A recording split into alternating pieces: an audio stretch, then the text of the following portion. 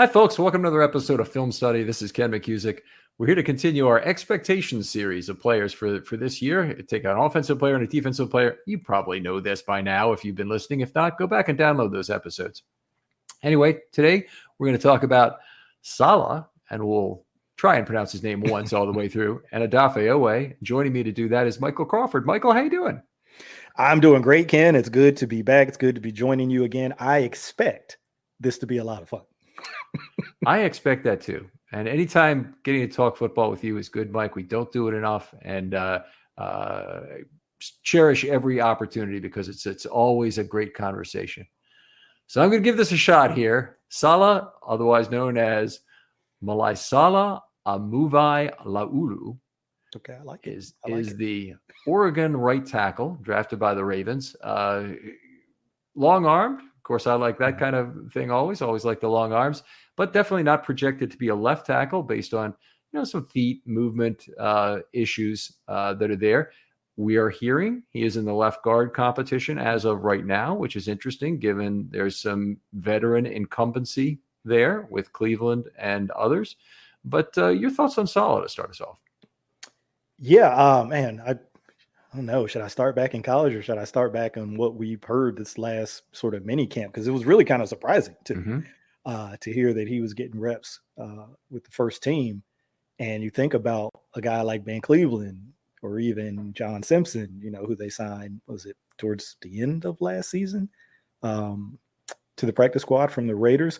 Guys who've played, Simpson maybe a little bit more than Cleveland, but guys who've played in games, in regular season games.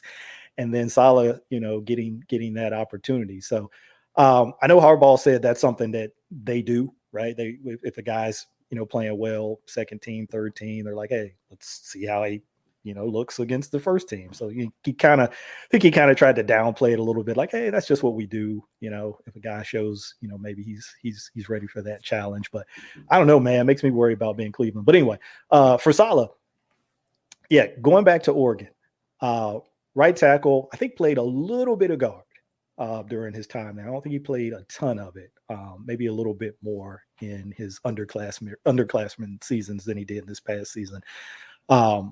But I remember watching him. I want to say after they drafted him, I think it was even before that. It was at the beginning of the season because I think Oregon played Georgia, like first game of the season or something like that, very early in the season. And, he was matched up a couple times with Nolan Smith. I think he even got a couple with Jalen Carter. And, those guys, we saw where those guys went in the draft. We kind of know about who they are as pass rushers.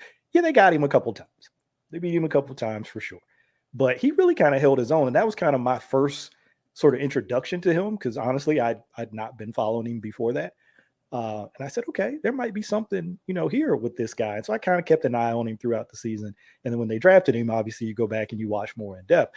And, you start to see, okay, hey, there's something here. A big man, good size, good length, moves well, very physical guy, powerful guy, fits sort of the profile, right, what the Ravens look for on the offensive line. So I was excited, when they did pick him, and then I got a chance to go back and really kind of, watch him more in depth. I really liked what I saw. There's certainly fair things to like. I think he uses his hands reasonably well as a pass blocker, which is something you don't always see in these bigger men. Frankly, if I'm going to pick on someone directly, Daniel Faalele does not use his hands well still. And hasn't been playing the position forever by any means, but SALA is better at that, has a little bit of punch to his game, doesn't have the great functional strength at this point. But seeing independent hand usage already makes me think some of the other things are going to actually be easier for him to adapt to. I think we'll still see Faalele struggling with independent hand usage this year, whereas I think it's much easier to think that SALA might grow in terms of his grown man strength and pick that up by the beginning of 24 at least.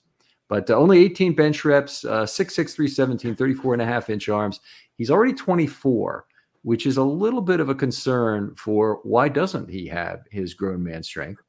And if you look ahead till next year, he is potentially in competition with Voorhees, who most assuredly does have his grown man strength already, despite the injury.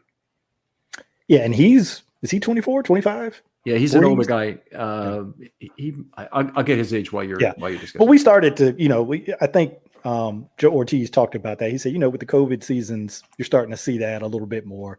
Older prospects coming out because guys got the extra year where they could stay in, So he's like, in years past, that might be a little bit more of a concern. Not that it's a non-concern. I mean, it's probably still something they factor in, obviously, but I guess you're seeing more of it, right? Because of the extra years that guys got with COVID.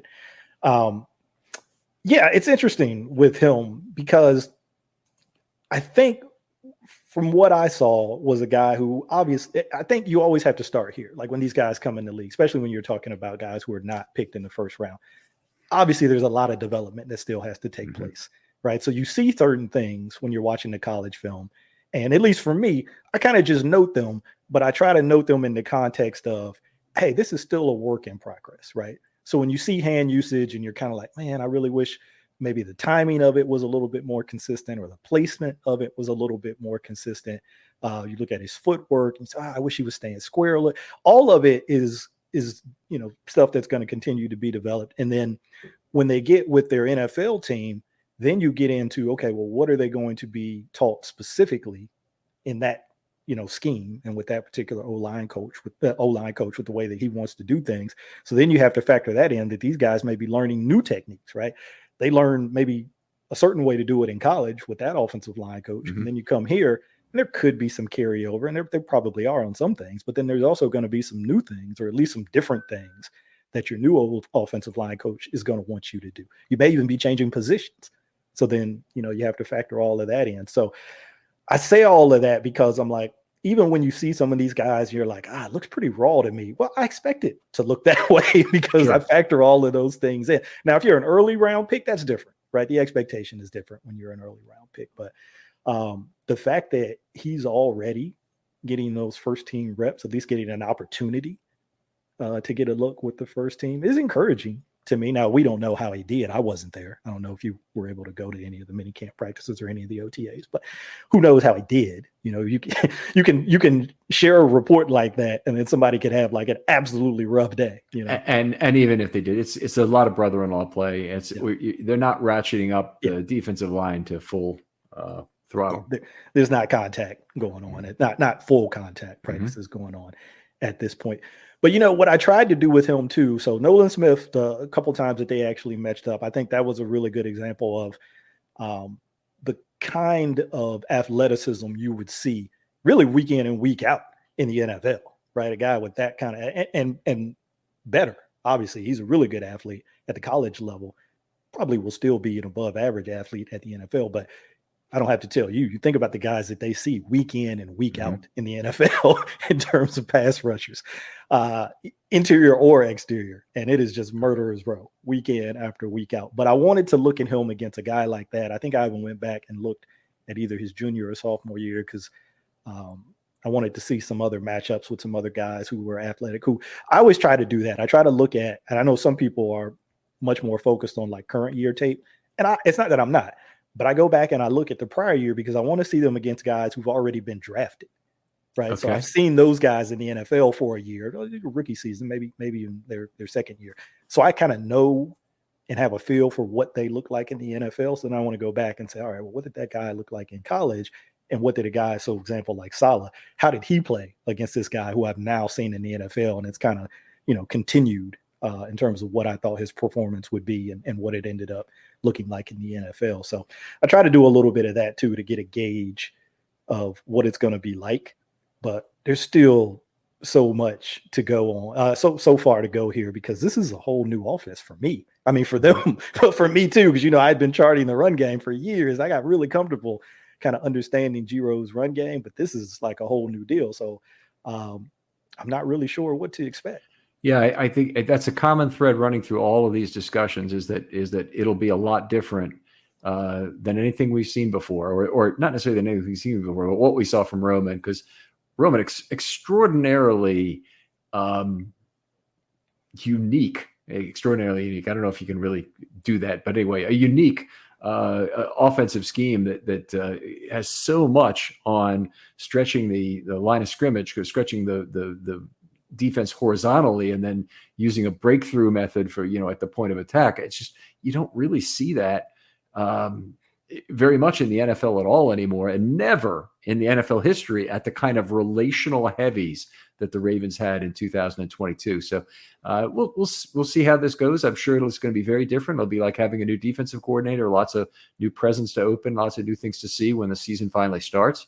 And SALA will be part of that maybe at some point this year. I did want to say Voorhees is actually 4 months older than SALA. Okay. Doesn't really explain the difference in bench reps yet. He's plus 20, so yeah. And Voorhees did his on what, a bad knee? On a bad knee. Yeah. He'd torn his ACL at the combine previously. So that was really amazing. Voorhees and SALA being a 7th and a 6th round draft pick respectively. And you can call it 2 6s if you they drafted a 6, if they threw away a 6 from next year to get him. And hopefully he'll be NFI'd for the whole year. And the Ravens retain effectively the 4 years of play after that. But if they both work out, the Ravens' reputation for being able to draft late round offensive linemen will jump to the absolute top of the NFL. I think it's already close in terms of what they've been able to accomplish over the last 2 decades, drafting offensive linemen late. But this is ridiculous if these two work out of the way they might. So they have that track record, and even in sort of more recent years, Joe D, especially their offensive line coach, Joe D'Alessandro's, he really has shown a propensity for developing late round guys, and not just becoming like functional starters, but in some cases like the best at their position in the league in terms of Ryan Jensen for a stretch there, like the best center, or at least that stuff's always arguable, right? One of the best centers in the league for a stretch there. So.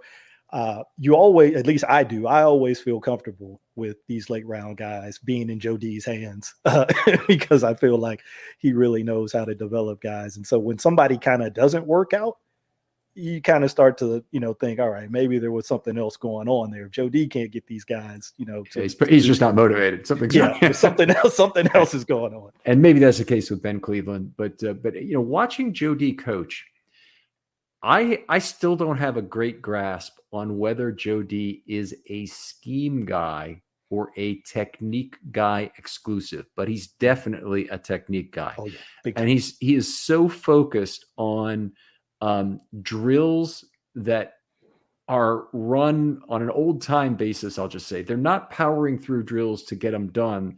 They're trying to do them in limited groups so that Joe D can actually see what's going on. And he gets right in there. And I guess most offensive line coaches are like this. And then, I'd say, oh, let me show you how to do it. And then he'll go through the footwork steps and show how he wants the steps to work. But it's very technical. It's very direct. He has a method I think the players generally really respect. Obviously, you got to respect the kind of success he's had. But really had just a remarkable record. Wagner and Powers, and what he did with Matt Skura, turning him into a pretty good center, would be another case. I mean, just they've had so much success in those mid and late rounds. It's hard to do it, but I don't get the sense that he's necessarily the scheme guy. That he would go to the board and draw up Roman's scheme, for example, and say, here's how we're going to run this. You guys need to make sure you're doing this. Yeah, I totally agree with you on the technique part. And I think I may have shared it with you because from a couple of years ago. If not, I'll send it to you after we get off. But he did a presentation at kind of the annual offensive line clinic that the NFL's had for years, the Cool Clinic. Jim McNally, Paul Alexander, and the Cleveland Browns old offensive line coach, guy with a great big huge belly. I'm blanking on his name now. They'd started it years and years ago. And Joe D, who had never done one of these before, sometimes you see the same guys kind of go like every couple of years and present. Kansas City's O-line coach, Andy Heck, he's there like every couple of years. But Joe D had never done it before. So he did it, and I want to say this was 3 or 4 years ago, and he did it specifically on the offensive line. And when you talk about technical, I'm sorry, not the offensive, on the outside zone play. You talk about technical, man, he's talking about the front side blockers. We want you to take this angle of departure. We want your helmet to be here. We want your hand to be here. Backside, we want you guys to do this. Super, super technical. Was gushing about Marshall Yonda, as you would expect. But yeah, super, super technique oriented. And I think his thing is like, look, we're going to work technique. We're going to work the fundamentals. That plays in any scheme. Mm-hmm. It doesn't matter what the scheme is, right? If we're solid in terms of technique and we're solid in terms of our fundamentals, we're going to be good in whatever the scheme is. And really, when you think about it, I think the big change that a lot of us are probably anticipating with going to Monken is in the passing game. The running game, maybe some of the percentages of the run concepts change. People are probably expecting a little bit more zone, maybe a little bit less gap scheme runs, maybe a little bit less quarterback driven stuff, but it's all the same stuff. It's still zone inside, or if you're old school, I was going to say inside. Might not have a fullback. Right. It might not have that. Might not. So they might, use a tight end instead, right? If they want to lead on a certain play, but you're still going to have zone inside, outside, or tight and wide if you're a purist. Mm-hmm. You're still going to have gap, power counter, pin and pull. So all of the core stuff is going to be there. The thing that was really unique about Roman was how he could block the same concept. He could block like a power, just standard power, right? Where you got one guy pulling and everybody else blocking back. You could block that like 10 different ways. He could block it like 10 different ways. And so I think that was really the unique part of there's other obviously elements to his run game. But for me, that was really one of the like cool, unique features of his run game. It's not like he was doing anything nobody had ever seen before, but they could do it in so many different ways. Now, some people would argue that it caused, some confusion at times, with some of the players, but that's kind of what you get with his run game. The guy was really, in my opinion, one of the absolute best run game designers and callers of the run game that I've seen. Historic offenses. Absolutely. Say what you will. Offenses. Say what you will about his passing game. I get it. And some of just the feel stuff that comes with being an in-game play caller. There's definitely a feel to that.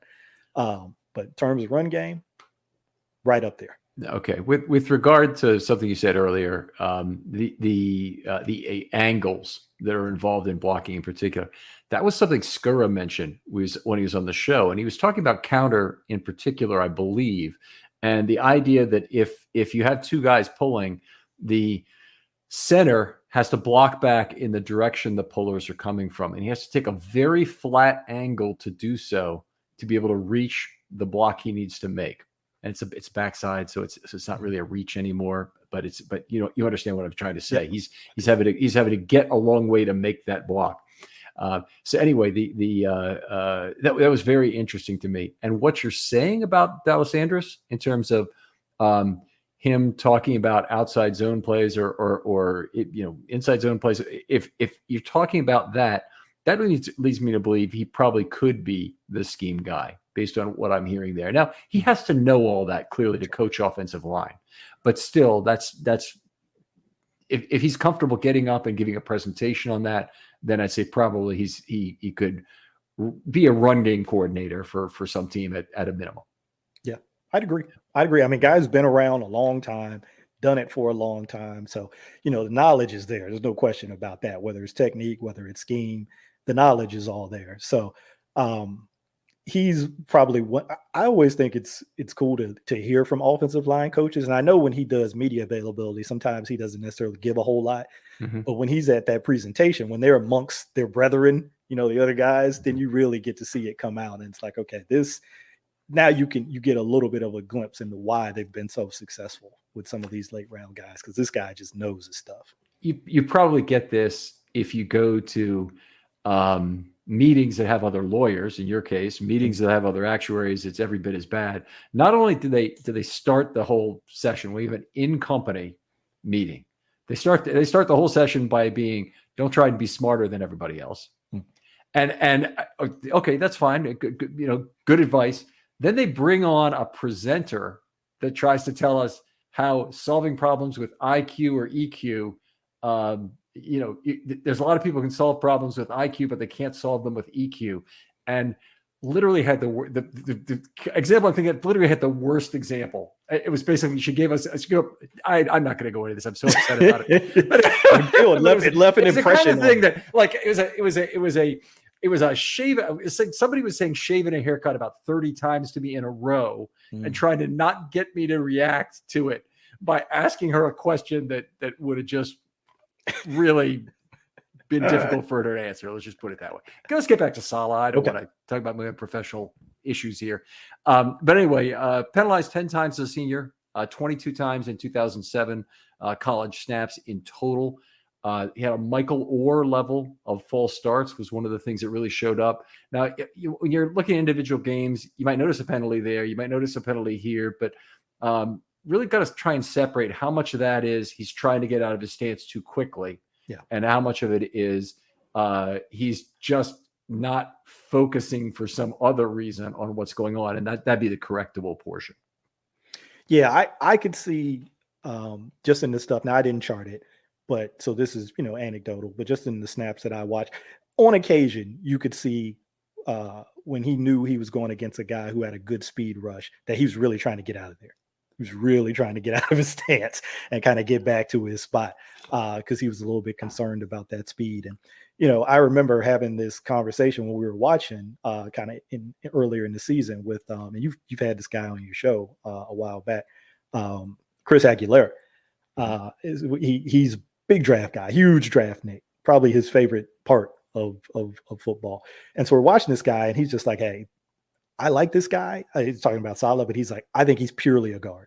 I don't think he's a tackle at the NFL level at all.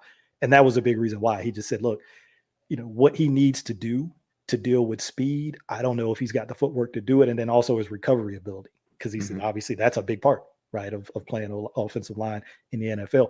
You're going to get yourself into some bad positions. It just happens. And then you have to be able to recover and still make a block.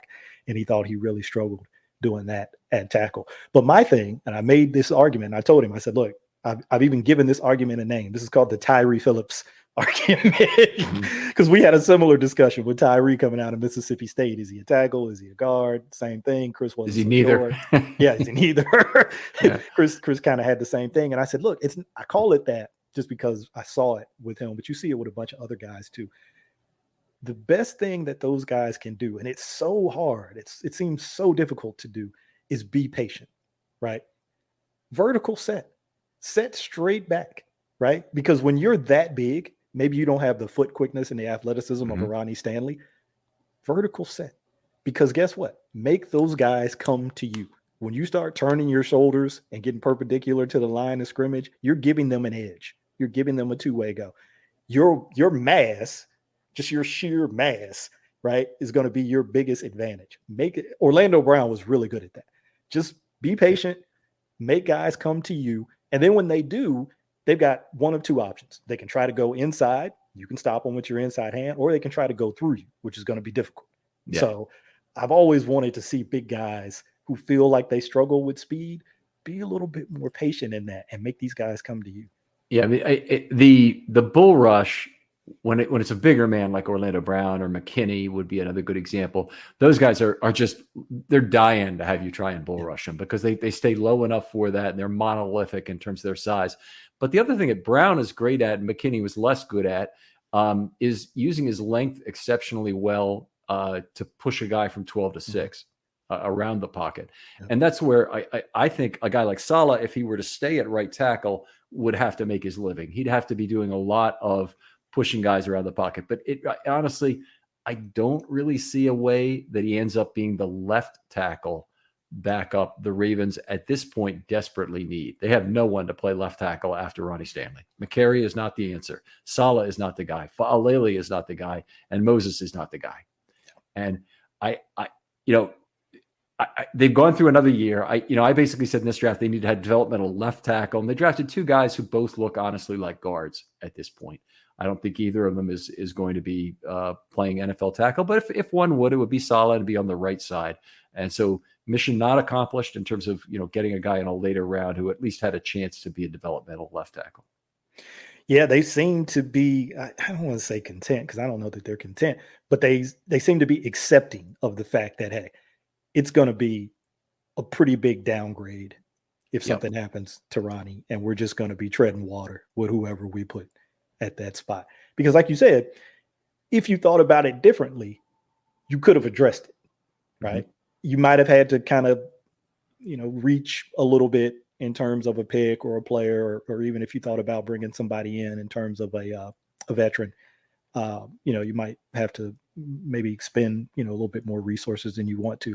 But if you really decided, hey, we got to do better than just tread water here, right? Then you'd make that commitment. But they seem to be accepting that were willing to tread water. So I'm like, okay. I think they might have thought they had the solution with Villanueva, and then it did not work out so extremely that, because he was a guy they moved to right tackle. And then they thought, well, we can move him back to left tackle. He won't be as good as Stanley, but he'll give us something there. Didn't give him anything there. And all of the guys that they've had over there, McCary, Fa'alele, Juwan James was not terrible in his very brief trial before getting hurt, but what are you going to do with that? All of those guys basically have made Lamar Jackson more nervous, and they haven't been able to keep the mirror up and give Lamar that bump pressure that he's very good and very adept at moving away from. Stanley is just a singular cat in that regard in terms of his ability to work with Lamar that way. All right, let's go on a little bit here. Could he replace Moses at right tackle and be an emergency player there this year? So he leapfrog Fa'alele? That's what I guess it would be if he did that. Okay. Sure. It's possible. I mean, you give the nod to Fa'alele just from experience, right? Because he's had a year at the NFL level. Now, there's two ways you could look at that. You could give him the nod because he's had that year of experience playing at the NFL level, and he actually got in games. So It wasn't just practice. He actually got into games. But this is a new system. So you could say from that standpoint, maybe it's a little bit more of a level playing field, right? Both guys learning a new system together. But Fa'alele still, all the stuff that you have to adjust to going from college to the NFL, the schedule, how you practice, meetings, right? How you eat, just all of those little things, right? That you now that you're a professional are an adjustment from college. He's got a year's worth of that under his belt, whereas SALA, will be doing. And look, some guys adjust to that kind of thing more quickly than others, for a variety of different reasons. So maybe that's not as big of an issue. So could it happen? Sure. I think it could happen. And particularly if they think about kind of continuing to train Fa'alele. I keep saying it wrong. It's just Fa'alele. At left tackle. I assume he's working at both tackle spots because they're probably looking at him that way. But yeah, it's possible. I don't likely. Now that's different. You didn't ask me put like a likelihood on it. That's different. But possible, sure. I'm not sure that he's behind Fa'alele at this point. Daniel was so terrible last year. I mean, he had his last start at Denver. It wasn't a start, actually, I don't think, or maybe it was. He was playing alternately with McCary. That's what it was. They were in and out for various series, and it was one of the worst games I've ever scored. And that's really saying something because we scored O'Neal Cousins and a bunch of Hurst games that were at the bottom end against JJ Watt. There have been some very bad games, but his was one of the worst. His first two games after that, Harbaugh was trying to come up with an adjective to describe his play, and he struggled with it clearly mentally as he was coming up to it in the sentence and said viable. Yeah. He had been a high F player his first two games. Remember, he got beat very badly by Dietrich Wise of the Patriots, and then his second game, his second half he played better, and the second game he was back to missing a lot of blocks and giving up some pressures and whatnot. But then against Denver, he just imploded in terms of getting beat in that game. I'm not convinced, based on his total experience playing football, that he's ahead of SALA at this point.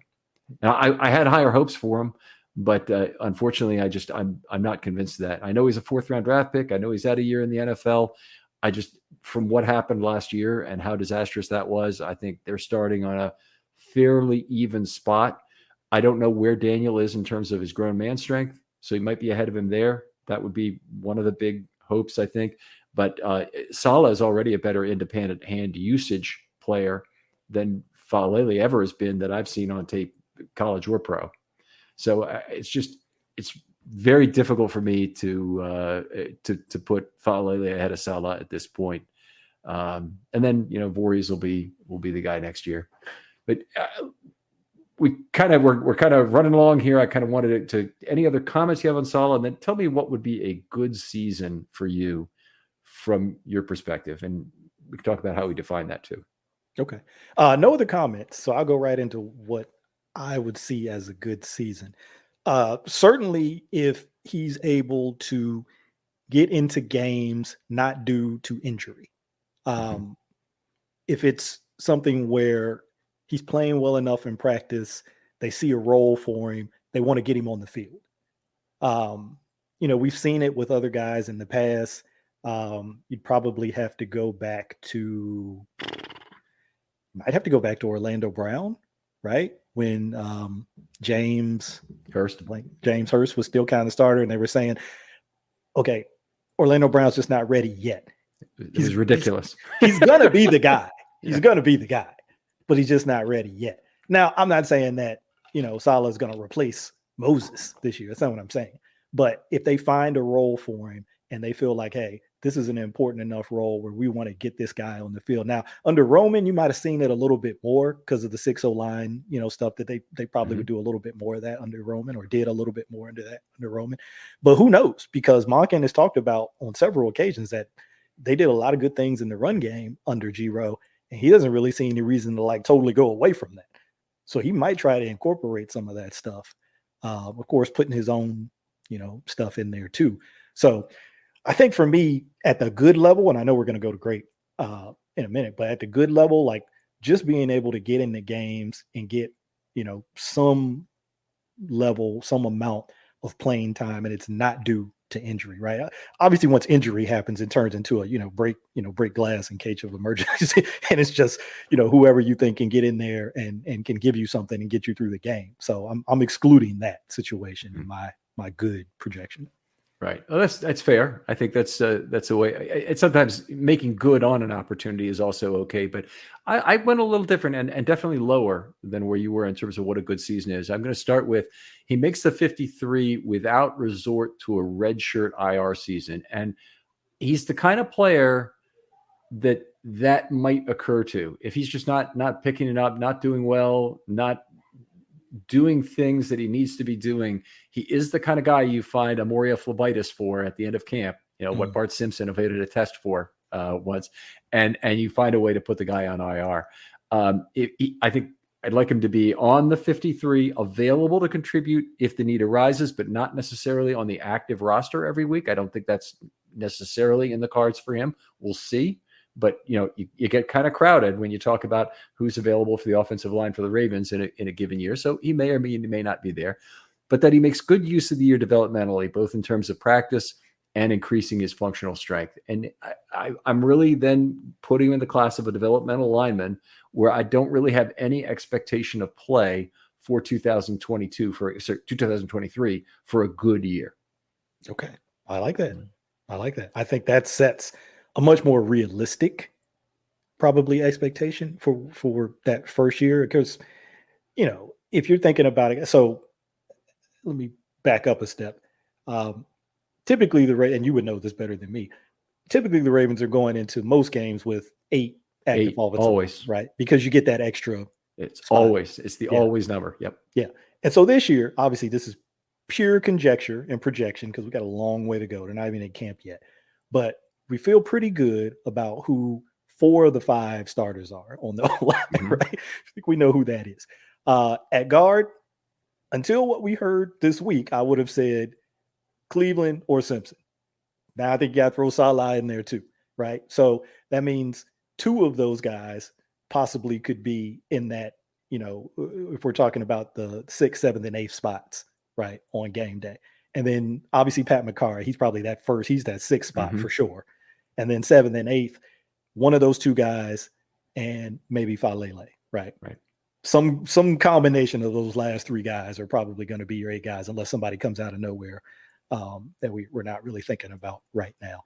So SALA just being able to get into that grouping and even being active, the way that you framed it, now I'm thinking that might put him in the great category if he's active a bunch throughout the season, whether or not he actually gets into the game.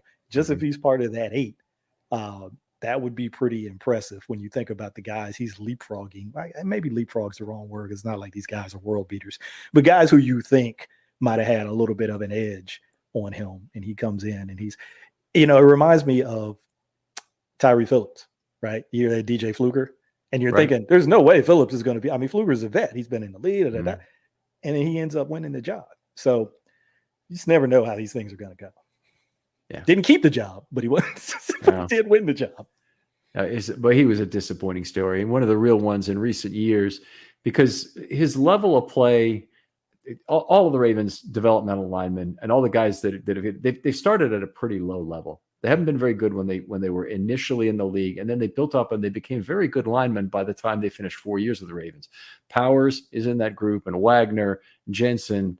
I'm having trouble thinking of additional guys. Even Yanda had trouble winning the 2008 job against Chris Chester, which now seems ridiculous, but he had trouble winning the 2008 job, and he'd been in the league for a year.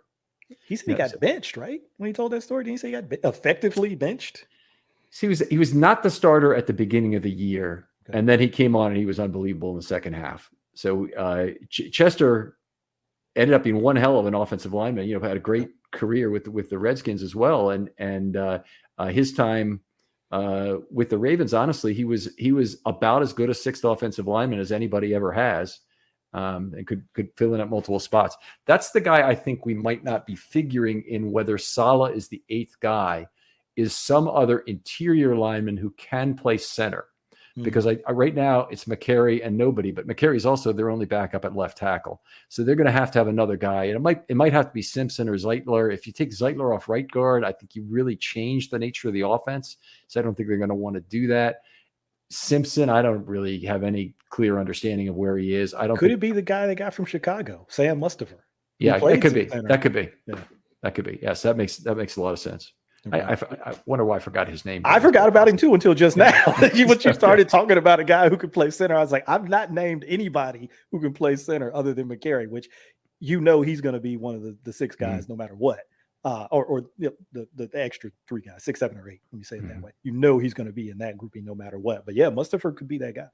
Yeah, and then that tightens it up a lot. If Mustipher has to be active each week, because you might need McCary at another position, then that really I think you do, right? Because yes, again, we don't ever like to even talk about it, but if Ronnie goes down, he's probably first up at left tackle. Yeah, and it's a pretty disastrous situation if that occurs. So it's not obviously something we'd be okay with in any way, shape, or form. Right. So with both of the good season, I think both of us have had a chance to talk about what a great season is. Man, now you're making me like recalibrate this whole thing. Maybe I just described a great season in my good season because I got the guy actually playing in games. So that's probably the great season. Can I amend it? Can I submit an amended brief, Your Honor? Absolutely. This is I'm gonna stick that in the category of a great season because I guess I just didn't really think about it in those terms. Like when you backed it all the way up to making the roster in a non-red shirt way, I was like, hey, actually, that would be really good. So yeah, just for the sake of time too, because I know whenever I'm on, I take us way off the rails. I'm going to say, take everything that I said for a good season and make it my great season. Okay, fair enough. My great season might be even a little bit better than it wins the left guard or right tackle role at some point during the season through some combination of circumstances. So somebody might get hurt to make that happen. That's certainly part of the possibility. But whoever is remaining in the competition at that point, he beats out for the job. And he plays at a league average level, which, boy, that's an unbelievable stretch to think that might occur. Hems helps guys like you with all your health and wellness needs. Having issues getting hard in the bedroom? You're not alone, but Hems has you covered. Hems has a lot of personalized options to treat ED, like Viagra, Cialis, and hard mints. Wintergreen chewable tablets compounded with doctor-trusted ingredients, new, discreet, and only available through Hems. At 4hems.com/care, you can access licensed medical providers and trusted treatments for ED 100% online. If prescribed, Hems will ship to you for free in discreet packaging. It's that simple. If you're having a hard time getting hard, look no further for a doctor-trusted solution. Just go to 4hems.com/care. No copay, no awkward in-person appointments, no video visits, and no insurance required. ED is personal, and now so is treating it. Go to 4hems.com/care to get started today. That's 4hems.com/CARE. Only available if prescribed, subscription required. See website for full detail and important safety information. Restrictions apply. Hard Mints is a chewable compounded drug. The FDA does not approve compounded drugs, nor does it verify its safetiness or effectiveness. Based on the trajectory we've seen for all these linemen in the past. But if he did, boy, that really would be a great season. And this is one of these players that I told you, I try to use a 60th and 80th percentile season. I think I'm being pretty realistic about the 60th percentile. This 80th is probably more like 95th. In terms of what are the chances of it happening, is more like 1 in 20. But if he does that with the lack of grown man strength he appears to have at this point, I think that would lend us to incredible hope about his future. And in fact, even in a good season, whatever they see in practice, hopefully leads us, and in the preseason, leads us to thinking, boy, I really want to see what that guy can do next year. And I think that's the best thing that can happen to SALA this year is we think, boy, I really want to see what he can do next year at the end of this year, because we see room for improvement. Yeah, and that functional strength, that's going to be the first thing that rushers test, right? When it's a pass situation, they're going to bull you, right? The very first thing they're going to test to see, do you have an anchor, right? Because if they can threaten you with that, right, plant that seed in your head that, oh man, I got to be ready for this bull rush. I got to really be ready to drop this anchor. Then it unlocks everything else at that point. So we're going to find out pretty early on, probably in the preseason, probably even in camp, from what we're able to see, but certainly in the preseason, what that anchor looks like. And that's at, sort of this level. Then you get to the regular season and the level goes up here, right? So we're going to get a good look at kind of where he is on that functional strength spectrum, probably pretty early on. He might get some. We'll be interested to see the order of deployment at offensive line is one of the most important things to look at in the preseason games. So if SALA is out there as the first, guy, it could mean one of two things. First of all, if somebody else plays 3 snaps or even no snaps, who you clearly think might be the starter, then it's just a matter of they're the starter. They don't want to take any chances. They did that with moving Powers to right guard last year, which is very interesting. Never planned to use him at right guard, obviously. Yeah. But they moved him to right guard, had him play like 2 series and then leave the game because they'd already essentially decided he was the starting left guard. But then they used that ability to play against the other team's number ones to test out some other guys at left guard this past year. And I think that if SALA gets that opportunity in the preseason, it'd be something to be very excited about. Yeah. He might be on his way to that good season or better. Yeah. Yeah, there you go. All right. Well, first of all, we're not going to worry about time at all, Michael, because this is what I want to do. I want to talk football with you. So if we go an hour and a half on this, it's not the end of the world. Odafe Oweh, let's move on, though, and talk about him. Obviously, a little bit of a disappointing sophomore season here. I know you had a few comments about that in the production meeting. So why don't you start us off? Yeah, let me get all of my excuse making out right now. I know that's how a lot of people will label it, and that's fine. Obviously, people are entitled to do that. But just sort of, if you haven't, and you're listening to this, just sort of think about a couple of these things, right? Okay, so his rookie year, you're coming out in the draft, right? And then coming into your rookie season. Obviously, that's a pretty abnormal sort of season for what the rest of your NFL career will look like, right? You're doing the combine, you're going on visits, you're doing all these other things that you're not going to do in your typical NFL season. So that's sort of one level of adjustment, right? You're coming in through all of that and going into your first year, and you're learning defense 1, right? Now, year 2, you're coming off of an injury. Okay, no longer coming out in the draft, so more of a normal NFL offseason, but you're rehabbing an injury. So that makes it a little atypical in a way. And now you're learning defense number 2. You also are on your second position coach in 2 years. Actually, with Chuck Smith, I guess he'll be on his third position coach. 3 years, yeah. So 2 defenses, third position coach, 1 year, first year, like all rookies. So I'm not saying that there's anything, all rookies go through that, but I'm just saying I factor that in for all rookies. And then coming off of an injury, your second year. And then even if we look at the early part of 2022, because they had so many injuries at outside linebacker, he's doing some things that as the year went on, he wasn't asked to do, right? So you can think about a couple games where just in like one series, on one play, he's setting the edge against the run. On the next play, he's dropping into pass coverage and he's running 15, 20 yards down the field with a slot receiver. On the next play, he's rushing the passer. And he's playing a ton of snaps in those first 3 or 4 games, like a lot of snaps. So those are all of my excuses. People can say, hey, I don't care about any of that. He needs to get more sacks. That's fine. I think everybody wants to see the production increase. But I think when I factor all of those things in, and then you could take it back even a step further, take it back to Penn State. I think I talked to you about this before because I had to go back and look it up. So I got these numbers from PFF. I think in his 3 years at Penn State, PFF had him for a total of 744 snaps in 3 years. Now, just to give you some context, another rusher who came out in that same draft went to Kansas City, George Karlaftis from Purdue. He had 2 seasons of 600 snaps or more. I want to say it was 843 in 2019 and 667 in 2020. Iron Man play. Yeah. So obviously the snap counts are higher in college for defensive line, in the NFL, unless there's a handful of guys who play, a lot of snaps in the defensive line, but there's more rotation in general at the NFL level. So you could look at it in that context and say, okay, this guy had basically the equivalent of 1 college season for like a stud rusher, a legit, guy on the defensive line in college. He had the equivalent of 1 season's worth of snaps in 3 years. Not to mention he only played 2 years of football in high school.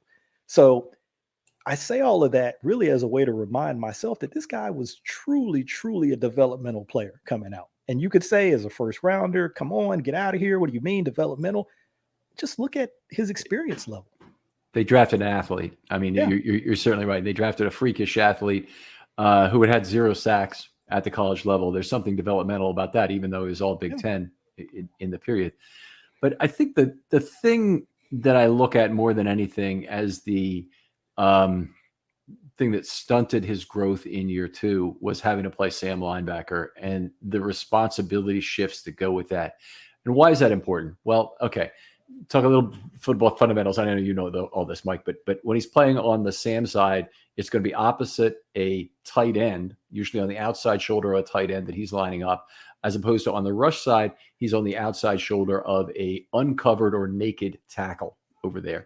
And it is a lot easier to hone your pass rush craft when you don't have to face some sort of secondary block on each play, a chip block or potentially being blocked by 2 tight ends, because there's not a lot of people who want to leave you on an island with 1 tight end if you're a Oweh. So it's much easier to hone your craft against a left tackle alone. Suggs played that position his entire career, got very adept at playing run or pass out of that. And Oweh, I think what's important to me about this year with his development is that Chuck Smith is going to be able to train him at that position, have him play that position, and develop his get off, which is probably the most important thing, and his ability to make a secondary move. So start off with anything. You're a Oweh. You're the greatest athlete this left tackle's ever seen, and you're a better athlete than every left tackle you'll ever see. Okay, so the first thing is get him to make some primary move that makes that left tackle overreact to it, and then move. Euro step, spin move, any number of the usual 2-way moves could be good for him. He just needs to find one that really works for him with Chuck Smith. I think he's going to be able to do that, and we're going to see more ability to do that. We've actually seen him do a lot more of his pressures come from stunting and finding another gap than it has just straight up beating the tackle. And part of that is get off related. That is one of the things that he really needs to improve. Yeah, you'll hear defensive line coaches will tell you get off still wins. Like you can talk about all these moves and all these different things, but get off at the end of the day still wins. And move now, obviously you can talk moves for days, but if you just think about the last game we saw him play, right? That wild card game against the Bengals. Now he got some opportunities to rush inside against some of their guards. Volson, who was a rookie, and Matt Sharping, who'd come over from Houston. So say what you want about those guys. But that stutter bull or the stutter long arm, basically that stutter move. And you could even see it when he's rushing on a tackle. That sort of hesitation move and that sort of basketball crossover kind of move. We know he's got that background. You can't stop it, right? When he crosses, you're not fast enough to stop him. You have to have help on the inside to stop him. So I think that sort of little piece of a move, I won't call that a move, even though I like that stutter bull. I think he could use that as a baseline move and could unlock everything else off of that because he's going to get you light on your feet with that stutter. You're going to worry about, okay, this guy's a freak athlete. He's going to cross me over. I got to try to get back inside. One of your feet are going to be in the air because you're putting all of your weight on the other foot to react to the move. And then it's right in your chest. And the exact thing you just talked about, the working off the opponent's leverage there is exactly what Chuck Smith can help him with. It's not the only thing. I'm sure he can do a lot of things, but he will find how to make his bull more effective, which has been a lot of what he's done at the pro level. Has just been a straight bull rush when, it seems like a complete freaking waste, but he's got good length for it. And he can get good leverage. It's just what you need more than that. You need the moment to exact that leverage or exploit that leverage advantage, like Lamar Jackson does. Yeah. On the run. I mean, he reads leverage like nobody ever has in the National Football League. He doesn't have to be at his level, but he has to be better than he is. And I think Chuck Smith will help him get there. So, that's another, and it's one of the ones I don't typically talk about, but the stutter bull is another really exceptional, effectively secondary move that exactly meets the criteria of getting that offensive lineman to overreact to your initial action and then do it. So I have to keep that in my in the regular set that I say there, but that's a really good one. Yeah, that one, the timing of it, and you can see this really throughout, I think, most of Oweh's rushes. You could look at it on a couple different levels. You could say on sort of the first level,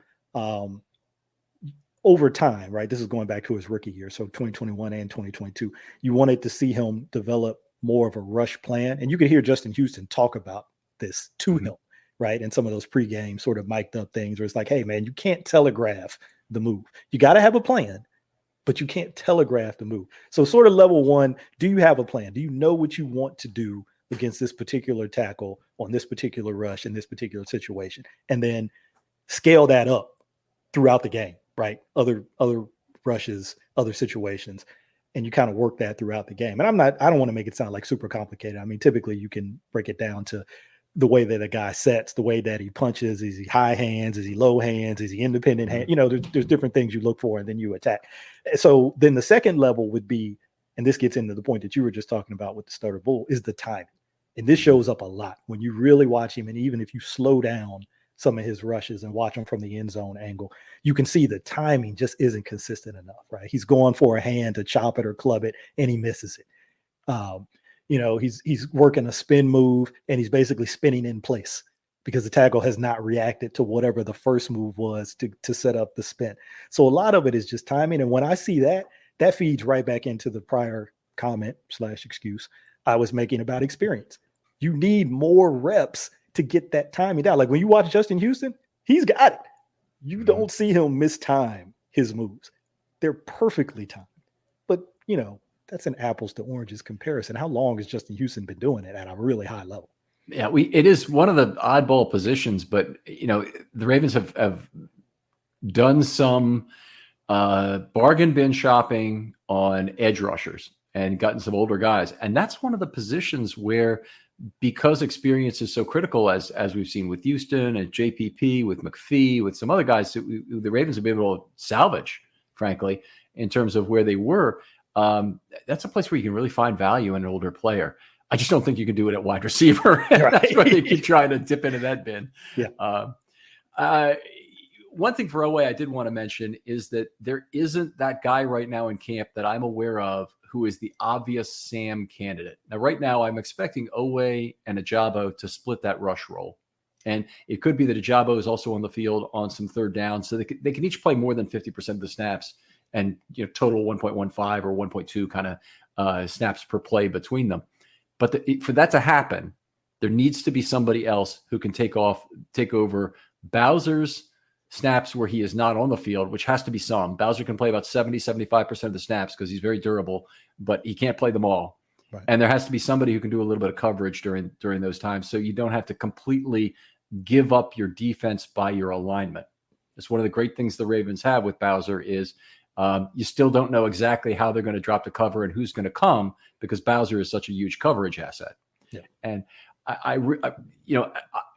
last year's Vince Beagle they had in camp, and he was obviously going to be, obviously he was set to be that Sam linebacker, at least for the season to start.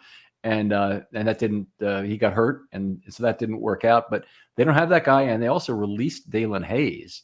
Yeah. So that was a player who I was still hopeful. If you look at all the options on the table, there's not a whole lot left on this menu. And Dalen Hayes was getting to me. Well, are you out of Dalen Hayes? And yeah, it turns out they're out of Dalen Hayes. Yeah, I mean, they may make a move over this period before camp or maybe even during camp to address that. I mean, because like you said, and I was just doing this the other day because I had not looked at the roster in a while, so I wanted to just look. You end up seeing a bunch of names who you don't recognize, but I'm thinking, man, Sam, who else behind Bowser? Had you Jeremiah Moon, Trenton Simpson? I know they talk about Trenton Simpson being more of an inside off the ball guy, but he did a bunch of different stuff at Clemson his first year under, or maybe first 2 years under Brent Venables. And then they switched defensive coordinator his last year and they asked him to do more traditional inside linebacker stuff.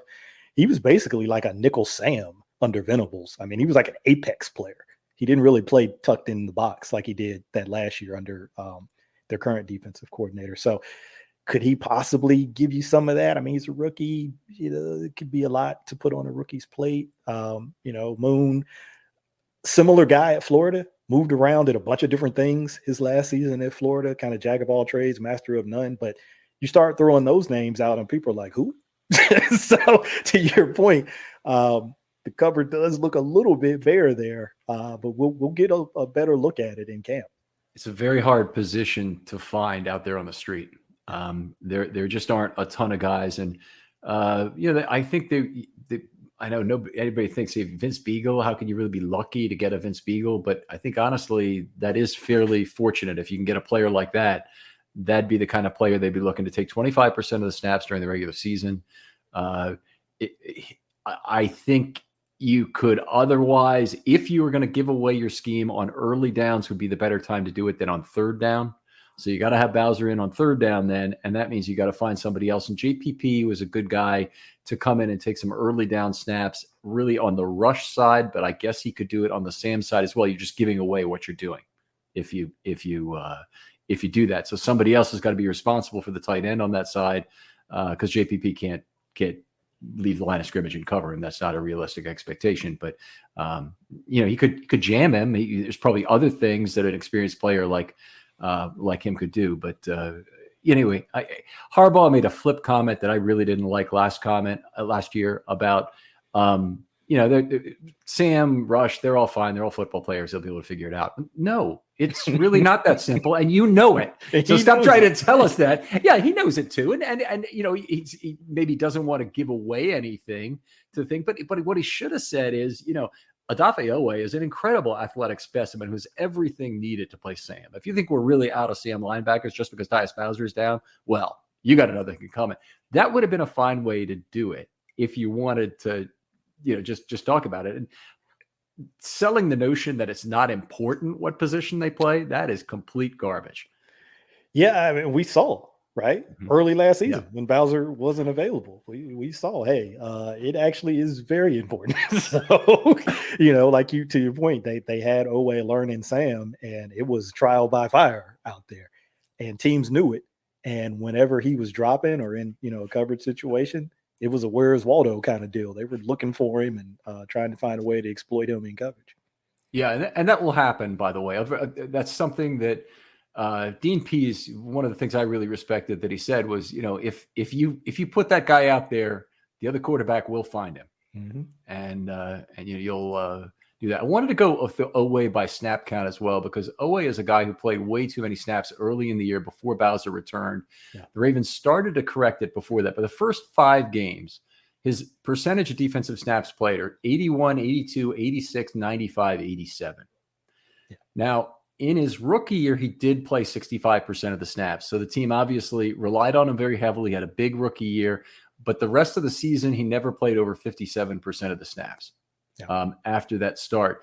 And he was a lot better then. The pressures started piling up.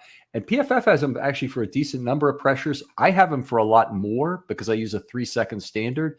And I think what I am seeing is that he's getting a lot of pressure between 2.5 and 3 seconds specifically. Okay. I also have cone infringement where I think that has real value, and PFF may or may not be calling that, depending on how close they are to the quarterback. They may or may not be calling that a pressure. But anyway, from my way of thinking, the raw number of pressures was not at all the problem for Odafe Oweh this last season. The problem was the finishes. Yeah, that he was not getting as many. First of all, he wasn't having as many quick wins, so that is a problem. And then he wasn't finishing as often in terms of getting the quarterback on the ground, either by quarterback hit or by sack. Yeah, and I watched a couple of games just to kind of refresh. I mean, obviously we all watched them during the season, but just in preparation for this, went back and watched a couple. And I watched that Bills game, and that jumped out right later in that Bills game. He had Josh Allen dead to rights like 2 or 3 times, like unblocked dead to rights, and he just wasn't. Now we're talking about Josh Allen, not an easy guy to get on the ground. So let me just make sure I'm being clear about that. But an athlete like Oweh, you feel like you got a pretty good shot, right? With him unblocked to a quarterback. And some of that was experience too, where you see the angle that he's taking, right? So he's unblocked and he's taking an angle like right down the middle, right? You want to get to that ball hand, right? Right. That's the angle that you kind of want to take.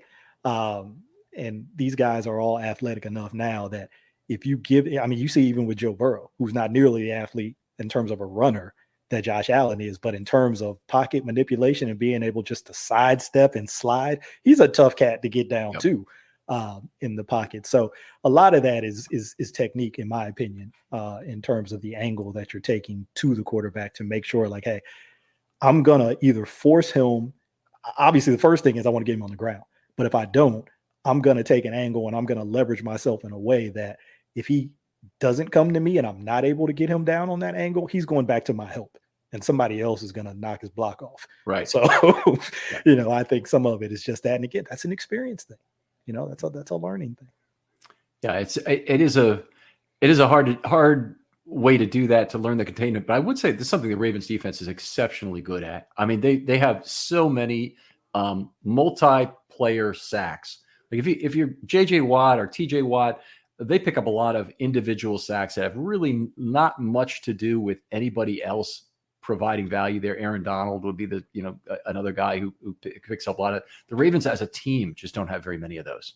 And what they have is a lot of first man pressure, second man sack situation. They play very good team pass rush to get a lot of their sacks, or at least they did in 22. And over the course of their history, this better than me. And I've heard other defensive linemen, particularly pass rushers, talk about that specifically with the Ravens, how aside from Suggs, right, you can point to some exception guys, you didn't have a lot of individual guys with high sack numbers because they said, look, they have a very structured system, right? Mm-hmm. You talk about JJ Watt, you could listen to some of his coaches and some of those teammates talk about, hey, look, we make JJ right? That is JJ and it's the rest of us. And our job is to make JJ right. So JJ may be doing something on a play, which really isn't what he's supposed to be doing. But now our job is to, if he's, let's say he's supposed to be a C-gap player, but he sees something and decides to knife inside the guard in the center. Mm-hmm. All right, well, now I got to cover him on the C-gap outside to make him right. So, that's the gift and the curse of great players. They're going to see things. I mean, we know this very well with like Ed Reed. I mean, different position, but they're going to see things and they're going to go and make plays. Now, it may not be what the call was or what their assignment was in the call, but it's part of what makes them great. Now, that also means it puts pressure on other guys to kind of cover up, for the times that they're not right. So getting back to the point about the rushers, people would say, hey, if you're going to play in that defense, then maybe that changes a little bit under McDonald, because it sounds like they might be getting a little bit more freedom. If you listen to Ojabo, hey, they're letting us dance off the line and be more free. Maybe they get a little bit more freedom, but I think they're always going to be a structured kind of pass rush. Mm-hmm. And you're not just going to have guys just totally freelancing. Suggs earned it, right? So he got to do what he wanted to do, honestly, Suggs wasn't that much of a freelancer in terms of just being a one-on-one pass rush winner. That isn't even what got him in the Hall of Fame, although that sack number, which is a lot of people contributing to him, and his finishes was certainly good. What did it to him is he's a generational run defender. He's the greatest run defender at that rush edge position that we've seen in 25 years. And he was so far ahead of everybody else at that he lived with being a slightly above average pass rusher who collected a fair number of sacks because of the system. I just wanted to address something else you said, because you talk about, playing with Ed Reed. Marcus Peters be another example of a guy who gambles. In a lot of cases with Reed and Peters, there is no next line of defense. If they make the wrong call, it's a touchdown. But those guys, I trusted them more than anybody else I've ever trusted in terms of making those gambles effectively. Reed obviously proved it throughout his career. Peters, remarkable gambler about knowing how to bait the quarterback, when to go for the interception. And he was actually, Reed, I'm sure, did a lot of this too, but Peters very much considered what the defense was doing in terms of when he should gamble. And one of the big interceptions he had in 19 or 20, I think it was 19, against the Bengals, cuts in front of the receiver, goes all the way for a pick six. And, I did math on it after the play, and I'm going, based on the change in expected points, he only needs to be right about 20% of the time to make that a good play. And it looked like he'd have been right, first of all, but because he made the play, it probably looked like he'd been right 75% of the time. But he knew instinctively, probably didn't, I'm sure he hadn't worked it out from a Bayesian perspective that he had to be right 20% of the time, but he probably had worked it out in his own mind that this is a good place to gamble. Their coach, that particular play, if I'm thinking of the same one that you're thinking about, I think the Bengals had their backup QB in at that time. I can't remember who it was, but their coach, Zach Taylor, he talked about that on a podcast, and he said it was like a slow motion movie, like playing out in front of him, because whatever the check was to the wide receiver, there was something they were checking, and the quarterback called it out. And Peters, who had been with Taylor when he was with the Rams and McVay, he knew that word. Oh, really? He knew what the word was. Oh. Yeah. So he hears it. The announcer knew the word. The announcer called it out. He said, they're going to short out to the wide receiver over here. Because Peters definitely knew it. Right. Yeah. And so so Taylor is like, in my mind, I'm like, I know he didn't just say that out loud. It was supposed to be a signal, but he yelled it out loud. Peters heard it, and he's like, oh my God, this is going to be a pick six. And it turns out to be a pick six. And Peters, I guess at some point gets over there to their sideline and says something. He's like, come on now. You can't do that. You got to at least change up the word. I know that word. So it was a really good story. You don't get to hear that kind of behind the scenes stuff too much. Great inside stuff. It's another thing at Peters. Man, you got to say something about that. Don't tap on the aquarium would be the terminology in paper terms, in poker terms. If somebody's a bad poker player, don't give them poker lessons at the table. Just let it happen. And he said, obviously, if that's the starting QB, it probably is going to be a signal, right? He's not going to verbally say it. But this guy, didn't have as much, preparation, as much time. And so either he couldn't remember the signal or he wasn't sure what the signal was. So he said, I'm just going to say it. And it's like, you can't do that with a guy like Marcus Peters. Well, we were at the game in, I think it had to be the 19 game, because that's the one that won 49-13, I think. And one of the jerseys we saw there was a 9, and I think it was who wore number 9 for them, not Carson Palmer, but it might have been Carson Palmer, but it might have been one of the other quarterbacks as well. And they had already taped over the name and written Burrow in the year before he was drafted, because they were already planning on the number 1 pick, and they knew where they were going. And man, has that worked out? Good Lord. Yeah, that has worked out. All right, so let's move on and talk about Odafe Oweh and what is a good season and a great season for him. And I hate to cut this conversation short, Michael, because we could talk, I'm sure, all night and have a lot of fun. But what's a good season for Odafe Oweh? All right, now, based on what we did with SALA, I've sort of recalibrated here mentally. Okay, so I think I'm good for what I think is great, and I'm a little more recalibrated for good. All right, so for me, this is what I would like to see. I'd like to see him be able to play more consistently at that rush position. You kind of hinted at that a little bit earlier. Not to say that he would never play Sam or never do some other things, but I just think it would be more beneficial for him for a lot of different reasons. But I think it could really impact his production if he could just play more consistently at that rush position. I think everything else has kind of already been almost at the good level, maybe. Like you said, the pressures have been pretty good. You'd like to see him finish more plays. Maybe I could even throw this in the great category, but I'll keep it in the good for now. Consistently win your one-on-ones, man. If you're consistently winning those one-on-one opportunities, good things are going to happen. Even if you don't necessarily get to the quarterback, the ball gets out or whatever. The ball, to run play and the ball goes away from you. But if you're consistently winning those one-on-ones, you're going to put yourself in an opportunity to make plays. So I'll keep it generic with those 3. Okay. Good stuff. I have some of that overlapping. Stays at the rush position, not asked to play more than 1 to 2 games at a position at Sam. And it's unrealistic to expect Bowser to be durable throughout the whole season. So it's probable that Oweh would have to move to the Sam spot for a game or two. I'd like to see a snap count limited. And the other major player that I'm big on limiting his snap count is Matabike this year. And I hope they have the depth on the defensive line to do it, because Matabike played about 59% snaps. I think he'd be a lot more effective playing in the high 40s. Okay. And limiting him, getting him off the field on a bunch of rundowns, basically. I think they need to play less for that. But 60 to 65%, I think, for Oweh would be a good place to be. That's about where he was his rookie year. Share the job with Ajabo. Like I say, between the two of them, they might get to 1.2 snaps per play. So each of them is playing 60%, or it's 65 and 55 kind of thing, where Ajabo is getting kicked inside probably on passing downs, or maybe Oweh is, but one of the two is probably getting kicked inside. Pass rush finishes need to come back. And I'd say I don't have an extraordinary number for the 80% thing, but if you get back to about 5 to 6 sacks with some turnover generation, improved edge setting in the run game, essentially a year that's very similar to his rookie year, I would put as a good season. He had a lot of turnover generation in that rookie year. And it would be real nice to see him just to get back to that point and largely be playing the rush step. I think that would be good.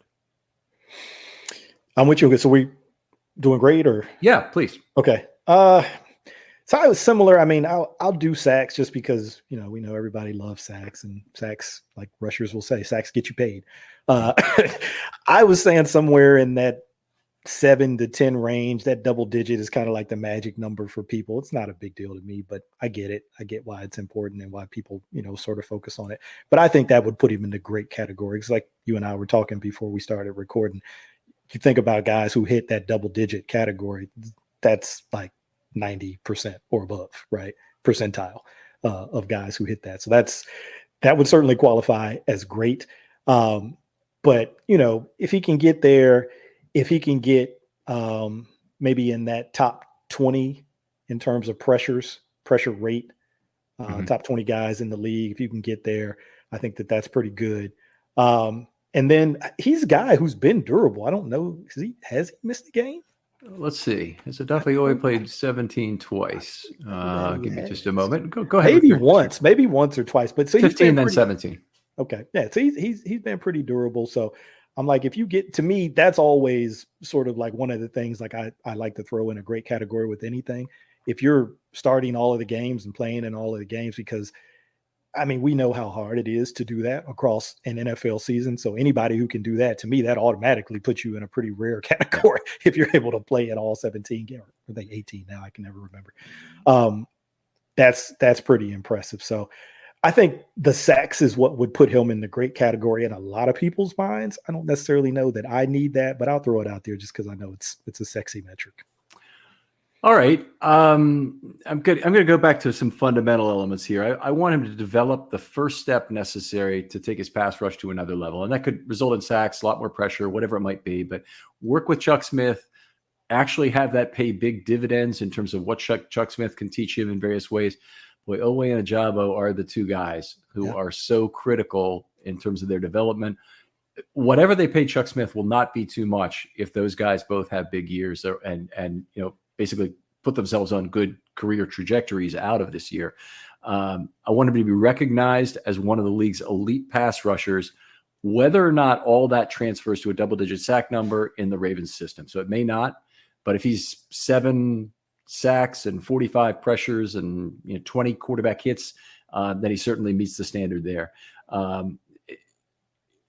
The overall thing, though, is that he is going to take attention away from defenses, even on the rush side, where he's alone against that left tackle.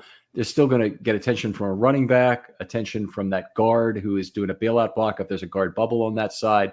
Attention is going to be focused on Adafe Oweh if he plays well. And so I'd say if their overall pass rush for the defense benefits from his play, and that creates more total sacks for the team and more QB mistakes, that would be another way for him to get to a great season in my mind, even if he fell slightly short on that pressure standard. You know what they say, disruption is production. So if he's able to, garner that attention to disrupt offenses in terms of, hey, we really didn't want to have to, marshal these resources over here as often as we're having to because of how he's playing in the game. Now you're creating opportunities for other teammates. And, we mentioned Suggs a couple times. He was masterful at that, creating opportunity. Not only did he get his, which is what makes him such a great player, he did both things, right? He got his, but he also created opportunities for other guys. So nobody is saying that Odafe Oweh has to be Terrell Suggs. He just has to be the best Odafe Oweh he can be. But if he can have a Suggs-like effect in that context that you just mentioned, where he's creating opportunities for other guys, people may look at that and say, oh, okay, well, the numbers were just okay. Like you said, if it goes back to sort of his rookie year, sort of, statistical production, people may look at that and say, he did that his rookie year. What, it's not any better. But if he's having that effect, that's the stuff that doesn't show up in a stat. Yeah. You're not any of the traditional counting stats. Maybe teams have ways that they track that kind of thing. But for most of us, we don't see that in any kind of traditional sense. But that's huge, man, when you have a guy who can create like that for other people on the defense. And he's already doing some of that. If you really look closely at some of the rushes and some of the ways that he does certain things, he's already doing that. But it can certainly, go to another level. He was a big part of the Ravens' second guy in gets the sack thing that I was talking about earlier. A lot of them were built off his first pressures, making it possible for Houston to get home or for other players to get home. So, still very excited. And based on the way he finished the season back at his normal position, very excited about what he can produce in 23. That game, and I know people will say there was some tomato cans out there in the offensive line. I get all of that, but that effort and that energy, again, I was just watching that one recently, and you're seeing some of the rushes he's putting on. You're seeing him getting after Burrow when he scrambles and, actually running past Justin Houston to make a tackle, down the field on Joe Burrow as he scrambled out. I mean, you would expect he's much younger and a better athlete than Justin Houston, but still, just that energy. He's coming from the opposite side of the line, and Burrow is actually it was on the right side of the line. Burrow scrambling to the left side of the line. Houston was on the left side. Oweh runs past Houston to kind of grab and corral Burrow by the ankle. So that I remember saying it during that game. I'm like, look, if he can just give you that kind of consistent effort and energy throughout all of his games, I'll take that. You know what I mean? I'll take that. Sometimes you watch him and it's almost like, a little bit of you look at his personality and he's kind of really laid back, really kind of a cool character. And it's like, no. What did Todd Monken say this week? Cool is out. Execution is in. All right. Always a pleasure talking football with you, Mike. This has been such a good discussion. I hate to end it here, but we better. Tell folks where they can talk football with you online. So primarily catch me on Twitter at Abukari, Abukari. Still 1/3 of the Deep Cover podcast with Chris Aguilera and Kerry Stevenson. Some reason they keep me around. And the other half of the Fire Zone show with Denard Melton being the better half by a long damn shot on that show. So true. we'll be firing all of those back up once we ramp up and are back into the season. So you can catch me in any of those places. Hoping still to get Denard on one of these too, but I haven't heard back from him yet in terms of these episodes here. Other folks out there, if you'd like to be on a film study short, please hit me up. There's lots of opportunities in July in particular to do shows. Anything you want, just hit me up with an idea. We'll talk about it a little bit, see if there's a show there, and we'll work on it real quickly. Michael, thanks again for coming on. Thanks for having me, Ken. It was a blast. And we'll talk to you next time on Film Study.